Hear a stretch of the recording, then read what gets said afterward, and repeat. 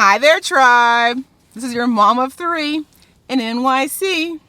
Back at you with another video. This is day 12/day 13, our study of Exodus. Hopefully you guys are excited. It was a lot of just laws that God gave Moses, and so I think it's going to be a pretty quick video, but it's reviewing chapters 20, 21, 22, 23, and 24. It's actually twilight, so it's really beautiful outside right now. The sky is pink. Have you guys read that book? Is it The First Pink Light? The First Pink Light? All right, let's just get into it, guys. Chapter 20, the 10 Commandments. Ooh-wee! All right. The 10 Commandments God gives Moses to give to the people of Israel. Number 1, no other gods before me.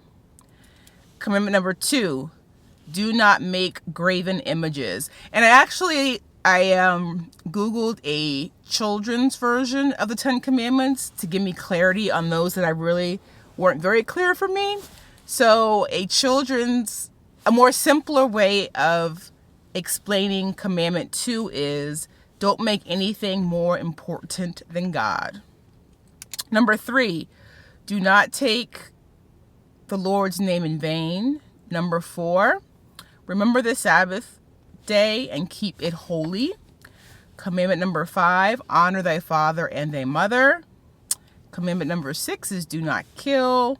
Commandment number 7, I feel like I'm looking low. Commandment number 7 is do not commit adultery. Commandment number 8, do not steal. Commandment number 9, do not bear false witness against thy neighbor. And the children's version said, always tell the truth. And then commandment number 2, do not covet. Verse 18 of chapter 20. When the people saw the thunder and lightning and heard the trumpet and saw the mountain and smoke, they trembled with fear. They stayed at a distance. In verse 19, and they said to Moses, speak to us yourself and we will listen, but do not have God speak to us or we will die. Moses says, do not be afraid. The fear of God actually will be with you to keep from sinning.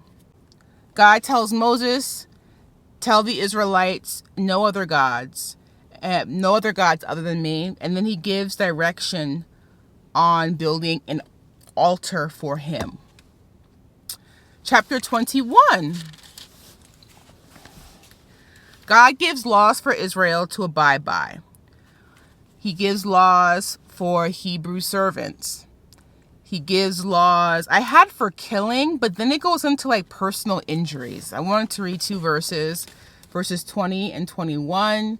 So an example of a law he gives: if a man beats his male or female slave with a rod and the slave dies as a direct result, he must be punished. Verse 21, but he is not to be punished if the slave gets up after a day or 2, since the slave is his property. And it just goes through all sorts of laws, guys. Miscarriages. And then I saw that in verse 24. Let's back up. Verse 22. If men who are fighting hit a pregnant woman and she gives birth prematurely, but there is no serious injury, the offender must be fined whatever the woman's husband demands and the court allows. Verse 23, but if there is serious injury, you are able to take life for life. And this is that famous verse, 24, eye for eye, tooth for tooth, hand for hand, foot for foot. Chapter 22. So not just killing, but personal injuries in chapter 21. Chapter 22, more laws. These laws are around protection of property and social responsibility. I wanted to read for you verse 9 of chapter 22. In all cases of illegal possession of an ox, a donkey, a sheep, a garment, or any other lost property about which somebody says, this is mine, both parties are to bring their cases before the judges. The one whom the judges declare guilty must pay back double to his neighbor. Verse 13. I thought this was really interesting. So if an animal is stolen from the neighbor, he must make restitution to the owner. If it was torn to pieces by a wild animal, he shall bring in the remains as evidence, and he will not be required to pay for the torn animal. There's like a lot of like death and tearing. In chapter 22, the first half were laws about protection of property. The second half of chapter 22 were around social responsibility. I thought this was a really interesting one. I wanted to share it with you. Number 25, if you lend money to one of my people among you who is needy, do not be like a moneylender. Charge him no interest. And whenever I've lent money to people, I've never charged any interest. So I thought that was a really interesting law to actually have written down. Chapter 23. This is divided into four parts.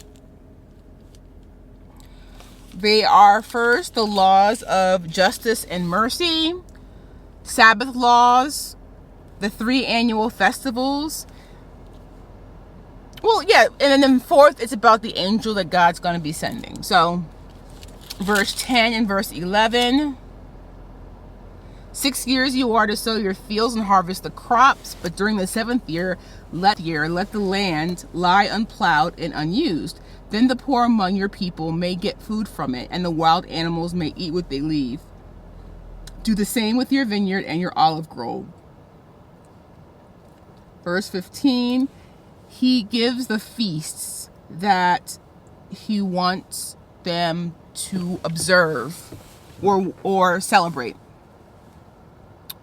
The 3 annual festivals. The first one was the Feast of the Unleavened Bread. The second one was the Feast of the Harvest. The third was the Feast of the Ingathering. In verse 19 of chapter 23, bring the best of the first fruits of your soil to the house of the Lord your God. Do not cook a young goat in its mother's milk. Verse 20, see, I am sending an angel ahead of you to guard you along the way and to bring you to the place I have prepared. He says in verse 21, pay attention to him. Listen to what he says. Do not rebel against him. He will not forgive your rebellion, since my name is in him. So again, God is always offering guidance to the Israelites. Chapter 24, verse 3. Moses went and told the people all the Lord's words and laws. They responded with one voice. Everything the Lord has said, we will do. I love that obedience. Moses makes an altar at the foot of the mountain. He puts 12 stone pillars, and those represent the 12 tribes of Israel. Young Israelite men offer burnt offerings. Verse 8, Moses took the blood, sprinkled it on the people, and said, this is the blood of the covenant that the Lord has made with you in accordance with all these words. In verse 12, the Lord said to Moses, come up to me on the mountain and stay here. I will give you the tablets of stone with the law and the command I have written for their instruction. And it's funny because when I think of the 10 commandments, I think of like Moses with this long like cloak on holding the tablets with all of the commandments etched in them. In verse 15, Moses went up on the mountain, the cloud covered it. In verse 16, the glory of the Lord settled on Mount Sinai. For 6 days the cloud covered the mountain. On the 7th day the Lord called to Moses from within the cloud. Verse 17 and 18. To the Israelites the glory of the Lord looked like a consuming fire on top of the mountain. Verse 18. Then Moses entered the cloud as he went on up the mountain, and he stayed on the mountain 40 days and 40 nights. And that concludes the review for Exodus chapters 20, 21, 22, 23, and 24. I kind of like the 5 chapters in Exodus.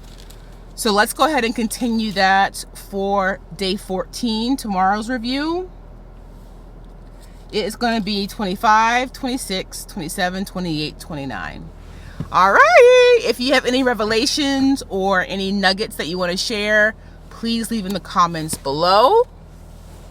We're almost on Exodus, you guys. I think 3 more days we'll be doing it. 5 more chapters for the next 3 days. It's exciting. Alrighty, I hope that you're having a great week. Your weekend's off to a good start. And I will see, oh, see, that's much better. I will see you in tomorrow's video. Bye for now.